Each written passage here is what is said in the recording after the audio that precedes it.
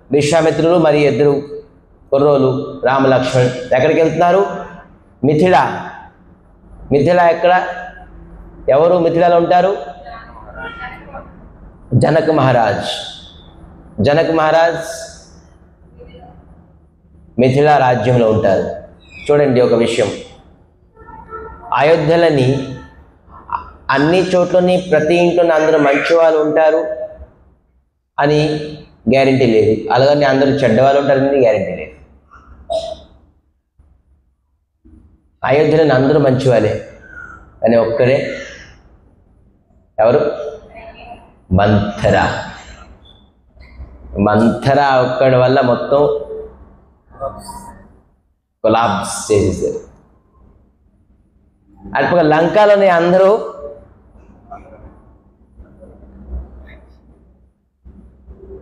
రాక్షసులే, అన్యాయం అత్యాచారం చేసిన ఒక్కరే ఉన్నారు. ఎవరు? విభీషణుడు. లంక స్వర్ణమయం అయిపోయింది. ఒక్కరు మంచి వాళ్ళు ఉంటే మొత్తం అంత స్వర్ణం ఇంట్లోని ఒక్క వ్యక్తి ధర్మాత్మ ఉన్నవాడు ఆ ఇల్లుని స్వర్ణమయం చేసేస్తారు. ఒక్క వ్యక్తి. ధర్మాత్మ అంటే ఏంటి అనేది తర్వాత వ్యాఖ్య చేయొచ్చు. ఎవరికి ధర్మాత్మ అంటారు? బొట్లు పెట్టేసుకొని గుళ్ళు తిరిగేసి ధర్మాత్మ కాదు. నెత్తి మీద కపాలం అంతా బొట్టులే, ఇక్కడ ఎరుపు, ఇక్కడ నలుపు, ఇక్కడ తెలుపు, ఇక్కడ నలుపు, ఏది బోళ్ళు అంత కపాలం అంతా నిండుకుంటూ ఉంటుంది. తల్లా లెగిస్తే గుళ్ళు గోపులకు వెళ్ళిపోతారు. ధర్మాత్మ అనుకున్నారేంటి? అటువంటి వాళ్ళకి శాస్త్రం రాయలేదు ధర్మాత్మ అని. ఎవరైతే భగవంతుని శరణం కోరుకుంటారో అటువంటి వ్యక్తి ధర్మాత్మ అన్నారు.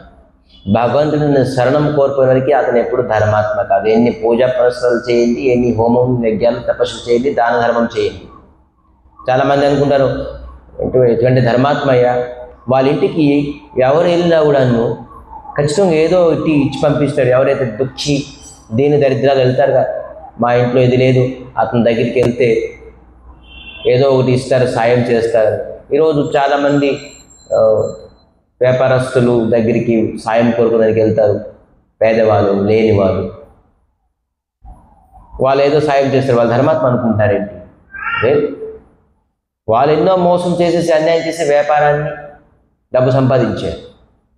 అటువంటి వ్యక్తి ధర్మాత్మ అని అనుకున్నారు ఇక్కడ శాస్త్రంలో. ధర్మాత్మ ఎవరైతే భగవంతుడిని శ్రీరామచంద్రమూర్తి శ్రీకృష్ణ పరమాత్మని శరణం కోరుకుంటారో అటువంటి వ్యక్తిని ధర్మాత్మ. శరణం కోరుకోవడం అంటే ఏంటి తెలుసా?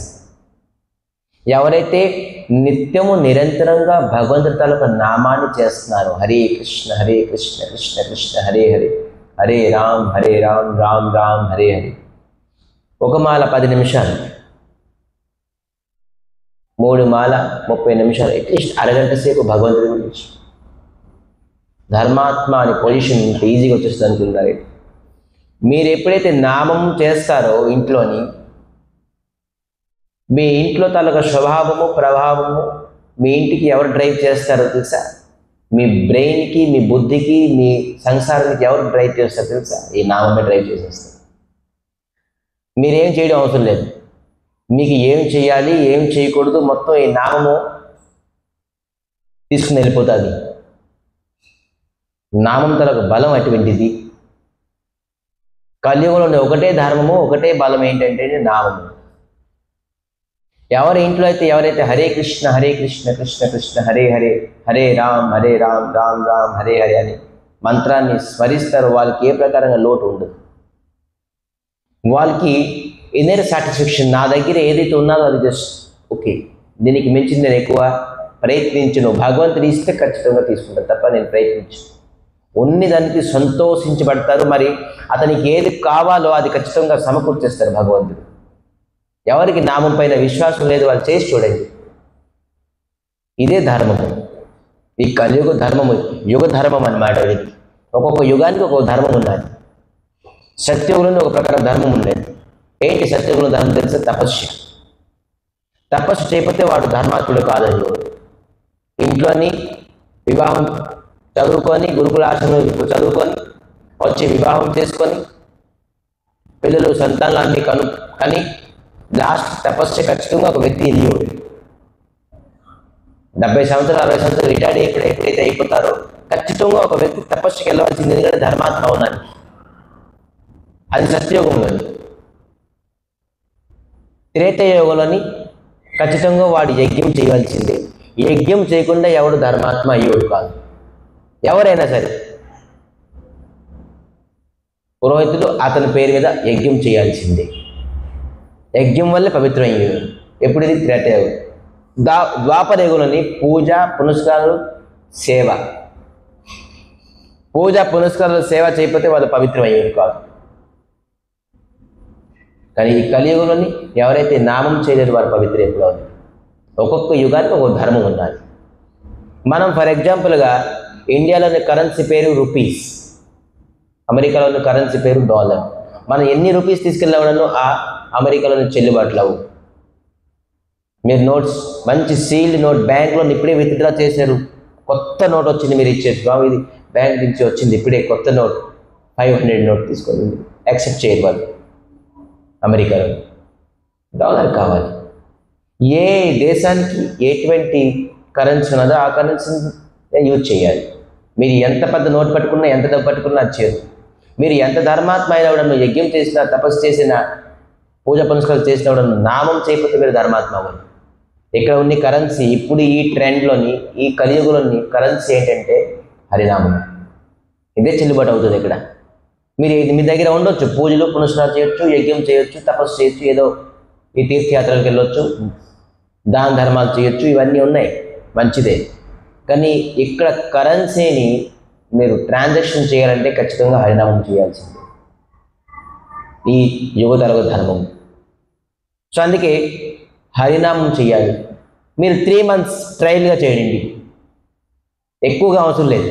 3 months చూద్దాం, పరీక్షించండి, పోనీ నిరీక్షించండి, అబ్జర్వేషన్ చేయండి. 3 months నేను ఖచ్చితంగా హరినామం చేస్తాను. మా ఇంట్లోని మా ఇంటి పరిస్థితి వాతావరణం ఏ విధానంగా ఉన్నది చూస్తాను. ఇక్కడికి వస్తే చేసేయడం కాదు, ఇక్కడితో అందరికీ పట్టిస్తారు. మీకు ఎవరికి ఇవ్వకుండా మా వాడు విడిచిపెట్టాడు. అందరికీ కూర్చోవాలి, ఖచ్చితంగా కూర్చొని జపం చేయాలి. ఈరోజు దర్శనం చేసిన వ్యక్తులందరూ ఎంతమంది జపం చేసేది ఇక్కడ వచ్చి? అంటే మీరు ఇంకా జపం స్టార్ట్ చేయలేదు, ఇప్పుడు ఎండింగ్లో జపం ఉంటుంది. అంటే ప్రతి వ్యక్తి గుడికి వచ్చిన తర్వాత ఖచ్చితంగా ఒక వ్యక్తి జపం చేయాల్సిందే.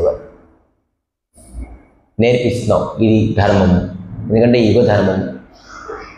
సో మీరు ఇంట్లోనే ఎప్పుడైతే చేస్తారో ఖచ్చితంగా మీ ఇంట్లో శాంతి, ప్రశాంతత, సుఖాన్ని లభిస్తారు. ఇదే ధర్మాత్మ. సో ఎక్కడికి వెళ్ళామని కాన్సెప్ట్. సో ఇది విభీషణుడు ఉండేవారు ఒక ధర్మాత్మ, లంకా స్వర్ణమయం అయిపోయింది.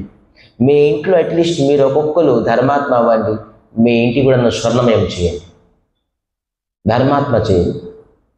ఇంట్లో అందరూ రాలేరు, కానీ మీరు ఒక్కరు అట్లీస్ట్ ప్రయత్నించండి హరినామం చేయడానికి. ఒక 1/2 hour, ఇంకా టైం అంటే 1 hour. ఎవరైతే 1.5 hour చేసేదనుకోండి, 1.5 hour హరే కృష్ణ మహామంత్రం చేశారనుకోండి, మీరు ఈక్వల్ టు తపస్య. ఒక తపస్సు చేస్తే మీ తపోశక్తి మీ ఇంట్లో ఎలా ఉంటుందో అటువంటి తపోశక్తి మీ ఇంట్లో ఉంటుంది. 16 మాల కఠినం. గంటన్నర సేపు భగవద్ గురించి కేటాయించగలవా? యూట్యూబ్ గురించి కేటాయిస్తాం, సినిమా గురించి 3 గంటలు కేటాయిస్తాం, తినడానికి వండుకోవడానికి గంటలు కేటాయిస్తాం, బాత్రూమ్లో వెళ్తే 45 minutes మినిమం. ఇవాళ రేపు బాత్రూంలోనే ఒక మిర్రర్, ఆ మిర్రర్ దగ్గర బోల్డ్ రెడ్ కలర్ది, గ్రీన్ కలర్ది, బ్లూ కలర్ది ఏదేదో లిక్విడ్స్ ఉంటాయి. అది జుట్టుకు రాసుకోవాలి, దానికి మునుకు రాసుకోవాలి, దేనికి రాసుకోవాలి. బాత్రూంలోనే అంత డ్రెస్సింగ్ అంతా బాత్రూంలోనే బోల్డ్. ఇవాళ బాత్రూమ్ ఉన్నది, అది ఎవరో మన ఎక్స్ చెప్పకూడదు, కొన్ని lakhs rupees స్పెండ్ చేశారు బాత్రూమ్ గురించి. See view. సో ఈ బాత్రూమ్ గురించి మనం మాట్లాడితే బోల్డ్కి వెళ్ళిపోతుంది.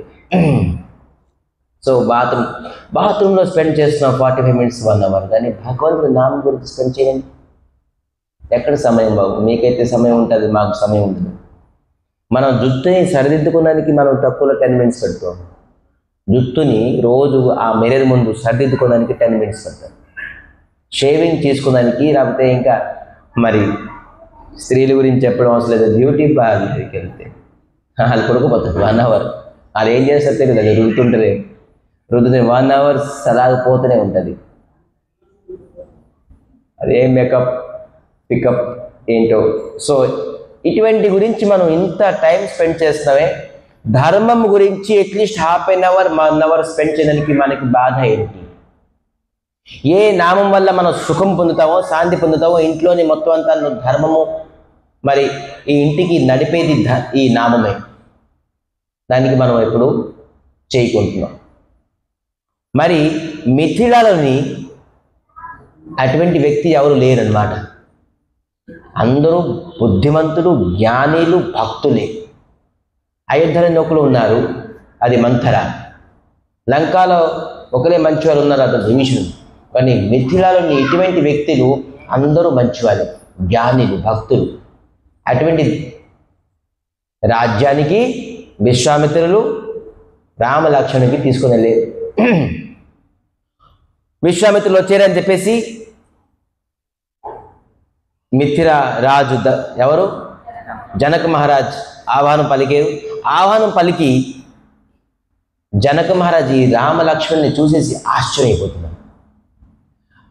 జనక మహారాజ్ తన ఒక పేరు ఒకటి ఏంటి తెలుసా? విదేహి. విదేహి. జనక మహారాజ్ తన ఒక పేరు విదేహి. విదేహి ఎందుకంటే ఇతనికి దేహభావం లేదు. జనక మహారాజ్ ఎప్పుడు నేను శరీరము అని అనుకోరట. నేను ఆత్మని, నేను భగవంతుల యొక్క అంశాన్ని. దేనిపైన ఆసక్తి కాదు, స్త్రీలు కాదు, పుత్రులు కాదు, ఎవరిపైన ఆసక్తి ఉండదు జనక మహారాజ్కి. రాజ్యం పైన, బంగారం పైన, ధనం పైన దేనికి ఉండదు. మహాజ్ఞాని.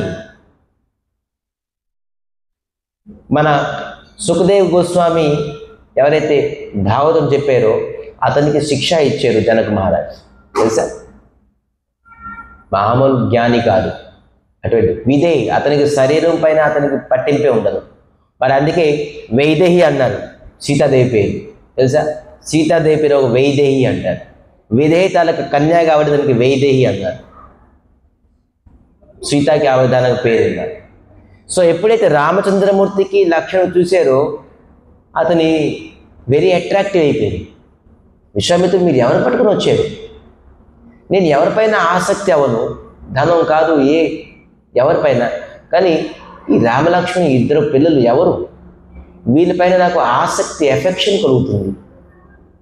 నా మనసు ఎప్పుడు చంచలం అవ్వదు, స్థిరంగా నిగ్రహంగా ఉంటుంది. కానీ 2 పిల్లలు చూస్తే నా మనసు వీళ్ళపైన ఆసక్తి కలుగుతుంది. వీళ్ళు దశరథ మహారాజు తాలూకా పుత్రులు, రామలక్ష్మణులు. నేను యజ్ఞం చేస్తుండగానే అనేక ఆటంకం వచ్చిందని చెప్పేసి వీళ్ళకి పిలుచుకొచ్చాను. మీరు ఈ రాజ్యంలోని స్వయంవరం ప్రకటించారు కాబట్టి వీరిద్దరిని తీసుకొని వచ్చాను అని చెప్పేసి చెప్పడంతో జనక మహారాజ్ చాలా సంతోషించి వాళ్ళకి అకామిడేషన్, ఇల్లు గట్ట అని ఇచ్చేసారు. అనేక కార్యాలు అయ్యి ఇది రామకథతో అనంతం అయిపోతుంది. జస్ట్ కన్క్లూజన్ చేసేద్దాం. అందరి ముఖాల్లో సమయం కనబడుతుంది, టైం కనబడుతుంది. పొద్దున్న 1 గంట సేపు పెట్టేస్తున్నారు, సాయంత్రం 1 గంట సేపు పెడుతున్నారు. ఏంటి స్వామి ఇవన్నీ? మేము ఇంకా సంసారం, ఇల్లు అక్కడ విడిచిపెట్టేసుకోవాలా అని కూర్చుంటే చక్కగా ఇతను వస్తున్నారు. కూర్చొని గంటలు కొద్దిగా బ్రెయిన్ వాష్ కాదు, బ్రెయిన్ ఈటింగ్, బ్రెయిన్ తినేస్తున్నారు అని. సో అందుకే సమయం అవుతుంది కాబట్టి సమయం త్వరగా ఈ విధానంగా రామచంద్రమూర్తి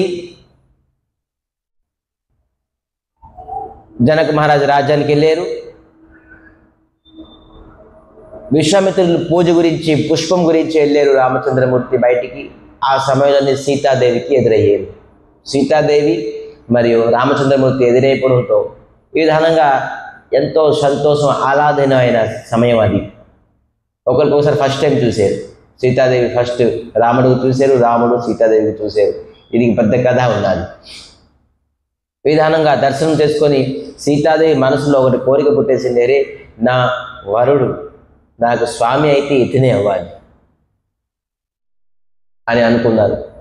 అనేక దేవతలకి పూజించారు, నాకు రాముడే వరుడుగా కావాలి అని.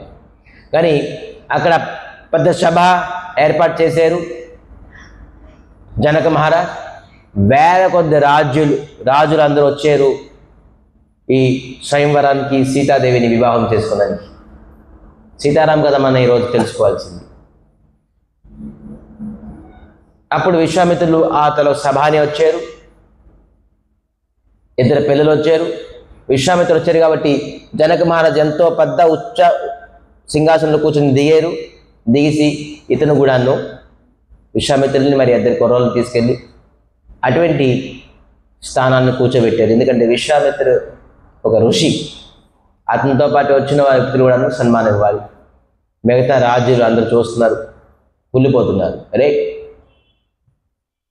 ఇది అవమానం మనకి పరిచయం. జనక మహారాజ్ అంత పెద్ద ఆశ్రమంలో అతను కూర్చోబెట్టారు, మనం రాజులు కాదా, మనం స్వయంవరానికి వచ్చాం, మనకు అవమానం చేసి. ఇంకో రాజు చెప్తున్నారు, కూర్చోయ్యా, ఇవన్నీ ఎందుకు పట్టించుకుంటావు, మనం దేనికి వచ్చాం, స్వయంవరానికి వచ్చాం, నీ బలాన్ని చూపించి అప్పుడు తర్వాత నీ ఆటోమేటిక్గా నీకు ఒక మంచి ఆసనం ఇస్తాను. నువ్వు ఒక జనక మహారాజులకు అల్లుడైపోవు అనుకో, రాజు దగ్గర కూర్చుంటావు, ఎందుకు ఊరికనే న్యూసెన్స్ చేస్తూ కూర్చో అని చెప్పేసి కూర్చోబెట్టేసే విధానం కాదు, న్యూసెన్స్ కాకుండా. కానీ అక్కడ జనక మహారాజ్ ఉచ్చాసనలోని మరి విశ్వామిత్రులు రామలక్ష్మణులు కూర్చున్నారు. ఆ సభాన్ని ఒకసారి ఊహించుకోండి ఎలా ఉంటుంది. మరి జనక మహారాజ్ వాళ్ళ మంత్రికి చెప్పారు, ఇప్పుడు అనౌన్స్ చేయి, పినాక్ అని ఆ ధనుష్ పేరు. అది త్రిపుర అని రాక్షసుని సంహరించి మహాదేవులు శివుడు పరశురాముకి ఇచ్చారు. ఆ పరశురాం జనక మహారాజుకి ఇచ్చారు. పెద్ద పవిత్రమైనది ఈ ధనుష్. ఈ ధనుష్ అంటే ఇటువంటి ధనుష్ అది, దీనికి ఎవరు ఎత్తలేరు, కానీ చాలా కష్టం, ఎత్తడానికి చాలా కష్టం. ఇది ఎవరైతే ఎత్తుతారో ప్రత్యంచన, ఈ ధనుడి పైన ఎవరైతే ప్రత్యంచన చేస్తారో వాళ్ళే సీతకి వివాహం చేస్తారు. భారతదేశ వీరులలా క్షత్రియులలా ఎంతమంది ఉన్నారో ఒక్కొక్కరుగా క్రమశిక్షణగా ఈ ధనుర్బాణాన్ని ఎత్తాలని చెప్పేసి కోరుకుంటున్నాం. ఎవరైతే ఎత్తుతారో వాళ్ళకి సీతానిచ్చి వివాహం చేస్తారు అని ప్రకటన చేశారు. అందరూ ముందు నేను వెళ్తాను సరే. ఇటువంటి రాజులు వాళ్ళకి చూస్తే వాళ్ళు లెగిసే విధానం, వాళ్ళు తనక బలం చూసి ఆ ధనుర్బాణాన్ని తినేస్తారేమో అనుకున్నాను. ఒక్కొక్కరు ఇంకా ఎత్తడం కాదు, తినేస్తారేమో, అటువంటి పరాక్రమి ఒక్కొక్కరు తొడగొట్టుకొని విధానంగా వచ్చారు. కానీ ఎవరు ఒకరు కూడాను ఆ ధనుర్బాణాన్ని కదపలేపారు. ఎత్తడాన్ని తర్వాత కదపలేపారు. తర్వాత ఏం చేశారంటే పార్ట్నర్షిప్, ఎదురుగా చేద్దాం, తర్వాత మనం చూద్దాం, సీతాదేవిని నువ్వు వివాహం చేసుకుంటావు, నేను వివాహం చేసుకుంటావు, తర్వాత విషయం. కానీ ముందు వెళ్దాం, పార్ట్నర్షిప్ అగ్రిమెంట్ అయ్యింది. 2 members, 3 members, 4 members, అలాగే బోల్డ్ రాజు కానీ ఎత్తడానికి ప్రయత్నించే కానీ అది కాదని జనక మహారాజ్ చెప్పారు, ఆపండి, మీరు మర్యాదన్ని మర్చిపోయారు. సరే ఏదో ఒక విధానంగా 2-3 అయితే ప్రయత్నించడం వల్ల మీరు ఏదో చేస్తారేమో, మీ వీరత్వాన్ని చూపించుకుంటారేమో అనుకున్నాం, కానీ మీరు మితి మర్చిపోయారు. చాలా మంది ఇక్కడ ధనుర్బాణాన్ని ఎత్తడానికి ప్రయత్నిస్తారు. ఇదే మీ వీరత్వం? నేను అనుకుంటాను ఈ భారతదేశంలోని క్షత్రియ అనేది కోల్పోయారు. ఈ భారతదేశం వీరత్వాన్ని, వీర పురుషులు కోల్పోయింది. ఎవరు వీరులే లేరు ఈ భారతదేశంలో, క్షత్రియులు లేరు అని చెప్పి చెప్పడంతో అక్కడ లక్ష్మణుడు లెగిసిపోయారు. జనక మహారాజ్ ఎవరు ఉన్నారు ఇక్కడ? రఘుపతి, రఘువంశంలోని రాజు శ్రీరామచంద్రమూర్తి ఉంటుండగానే నీకు ఎంత ధైర్యం? ఈ భారతదేశంలోని రఘుకుల వంశంలోని రాజు శ్రీరామచంద్ర ఉంటుండగానే మీకు అంత ధైర్యంగా చెప్తున్నారు.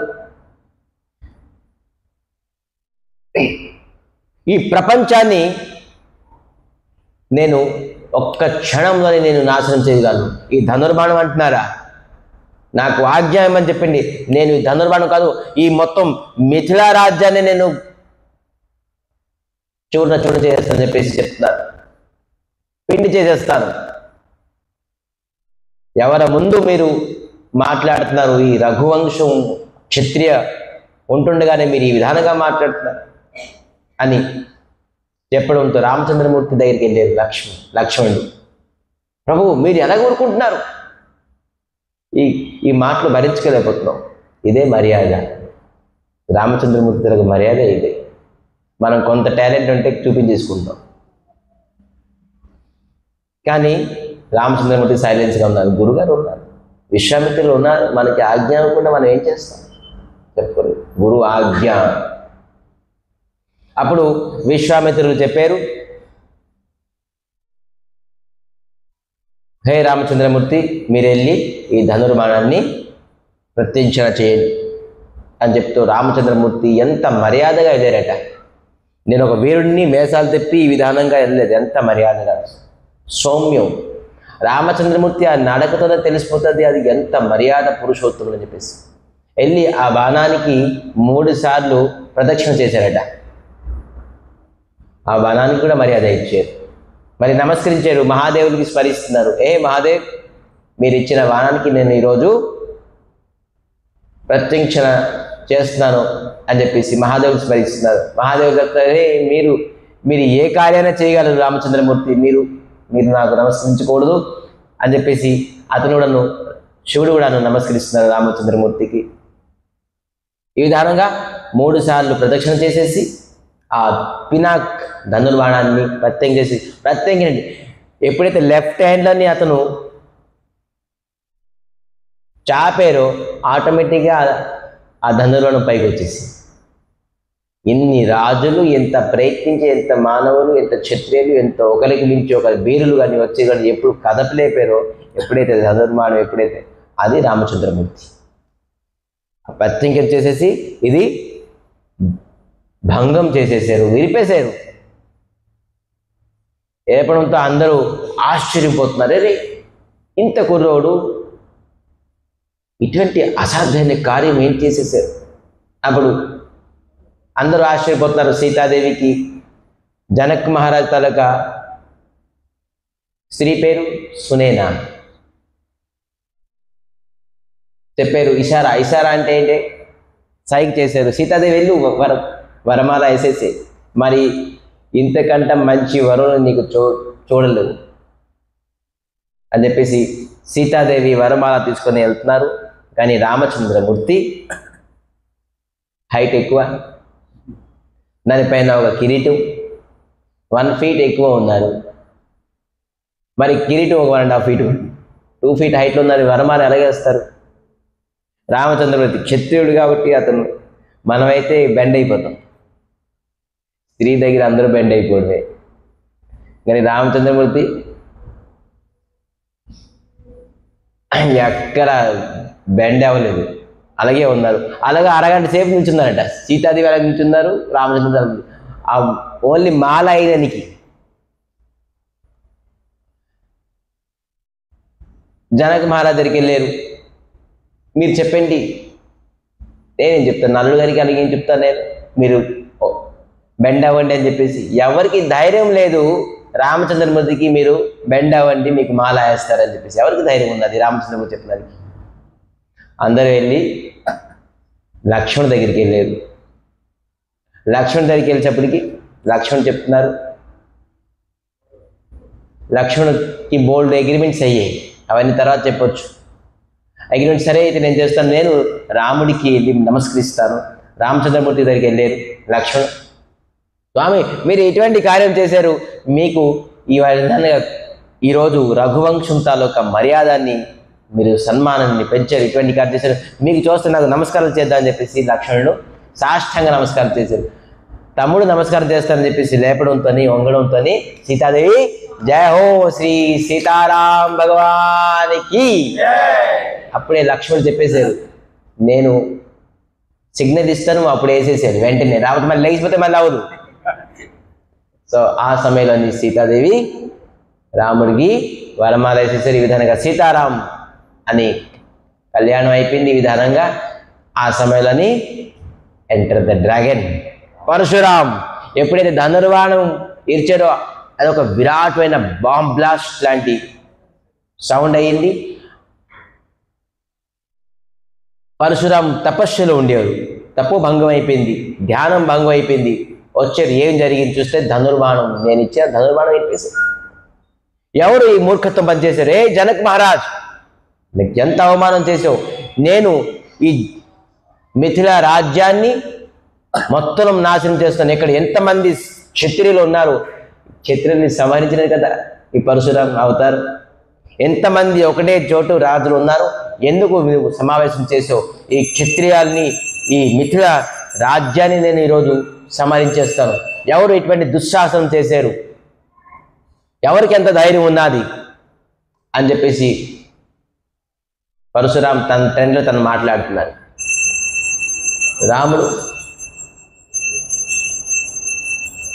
రామచంద్రమూర్తి చెప్తున్నారు, ఎవరైతే ఈ పని చేసినా మీ దాసుడు పనిచేసి ఉంటారు, మీ పనివాడు ఎవరో చేసి ఉంటారు. కాకపోతే వాళ్ళకి అంత ధైర్యం ఎక్కడ ఉన్నది? ఏ పనివాడు వాడు ఎవరో మహాన్ అయి ఉంటాడు. ఇటువంటి మహాన్ కార్యం చేసి ఉండడానికి వాడు మహాన్ అయి ఉంటాడు. ఎవరు అతను చెప్పండి అని పరశురాం చాలా కోపంతో క్రోధంతో చెప్తున్నారు. విశ్వామిత్రుడికి లక్ష్మణ్ చెప్తున్నారు, స్వామి ఇతను నా కేటగిరీ. రామచంద్ర ఆన్సర్ చెప్పలేరు, ఇతను నా కేటగిరీ, నేనే ఇతనికి ఆన్సర్ చెప్పాలి అని చెప్తున్నారు. హే పరశురాం, ఎవరో చేశారు మహాన్ వ్యక్తి, ఇటువంటి మహాన్ కార్యం మహాన్ వ్యక్తులు చేసి ఉండే, ఎందుకు మీరు అంత క్రోధం అవుతున్నారు? ఏయ్ ఎవరు నువ్వు? నేను క్షత్రియ వంశాన్ని నాశనం చేస్తాను, మీరు నాకు సంగతి తెలియదు అని తలవారు తీసుకున్నారు. మీరు ఈ ప్రకారంగా బొట్టు పెట్టుకొని, ఈ ప్రకారంగా జనం వేసుకొని, ఈ ప్రకారంగా సన్యాసి రూపంలో మీరు కత్తిలు కటార్లు పెట్టుకొని పట్టుకున్నారు స్వామి అని లక్ష్మణ్ చెప్తూ అతను ఇంకా క్రోధం అయిపోతున్నారు. ఏయ్ నువ్వు నా రూపాన్ని, నా గుణాన్ని నిందిస్తున్నావా అని అనేక కోపం తెప్పిస్తున్నారు లక్ష్మణుడు. కానీ లక్ష్మణుడు చిన్నపిల్లడు, రామచంద్రుని సైడ్ చేసేసింది, లక్ష్మణ్ని చిన్నపిల్లడు విడిచిపెట్టేసింది. పరశురాం తన క్రోధాన్ని తన ఒక మర్యాద అయిన వాక్యాలతోని పరశురాముని కూల్ చేసేసారు, పరశురాముని శాంతి చేసేసారు. మరి తెలుసుకున్నారు, ఇతను స్వయం శ్రీకృష్ణ పరమాత్మ, శ్రీ భగవంతుడు తప్ప ఇంకెవరూ కాదు. క్షత్రియ వంశం అందరూ ఏ పరశురాముని చూసి జడుస్తారో, రామచంద్రమూర్తి ఎంత తన ఒక మర్యాద మాట తీరుతుంది పరశురాముని మొత్తం ఐస్ చేసేసారు. తనకు తెలుసుకున్నారు, ఇతను ఇంకెవరు కాదు, శ్రీకృష్ణ పరమాత్మ, భగవంతుని విష్ణువు తప్ప ఇంకెవరు కాదని చెప్పేసి విధానంగా పరశురాం మరియు రాముడు కలయిక రెండు అవతారాలు ఈరోజు మనం తెలుసుకున్నాం. కొంత కథ, అతని జన్మము, అతను అనేక లీలలు ఉన్నాయి. రామచంద్రమూర్తి లీలలు కదా, వివాహ లీల అందరికీ ఇష్టం కదా, అందుకే ఈరోజు రామచంద్రుని వివాహ లీల అందరికీ ఈ అనేక లీలలు ఉన్నాయి. ఇప్పుడు వనవాసం చెప్తే అందరికీ నిద్ర వచ్చేస్తుంది, ఏంటి స్వామి వనానికి వెళ్ళమంటారు అని. వివాహం లీల చెప్తే అందరికీ కొద్దిగా సంతోషం ఉత్సాహం వస్తుంది. కాబట్టి రామచంద్రుని వివాహ లీల ఈరోజు సమాప్తి. రాముడు మరి పరశురామ తాలూకా లీలలు అవతారం గురించి కొన్ని తెలుసుకుందాం. రేపు మిగతా అవతారాల గురించి తెలుసుకుందాం. ఈరోజు కథని ప్రశాంతిగా శాంతిగా మీరు అందరూ విన్నందుకు చాలా చాలా ధన్యవాదాలు. అందరూ అధ్యాసంలో కూర్చొని జస్ట్ 5 minutes భగవంతుడి తాలూకా నామస్మరణం చేయాలి. అందరికీ ఒక మాల ఇస్తారు, ఆ మాల ఏ విధానంగా చేయాలని మీకు నేర్పిస్తారు. అది మీరు ఇంట్లో కూడా చేయాలని అలవాటు చేసుకోవాలని మరి కోరుకుంటూ, మీ ఇంట్లో శాంతిని ప్రశాంతిని పొందాలంటే ఖచ్చితంగాను ఈ జగత్తులో ఉన్న పవిత్రమైనది కేవలం హరినామమే, భగవంతుడి నామమే. అది సరళంగా ఏ జాతి అయినా, ఏ కులమైనా, ఏ ధర్మమైనా, ఏ వ్యక్తి అయినా, స్త్రీలు కానీ పురుషులు కానీ పిల్లలు కానీ పెద్దలు కానీ ఎవరైనా ఏ సమయంలో చేయొచ్చు. సో దీనికి నియమం నాస్తి, ఏం నియమం లేదు. అందుకే ఇటువంటి భగవత్నామము అందరూ చేయాలి భక్తి శ్రద్ధలతో. మొబైల్ స్విచ్ ఆఫ్ చేయాలి, ఎవరితో మాట్లాడకూడదు. ధ్యానపూర్వకంగా ఈరోజు రామచంద్రమూర్తి గురించి మరి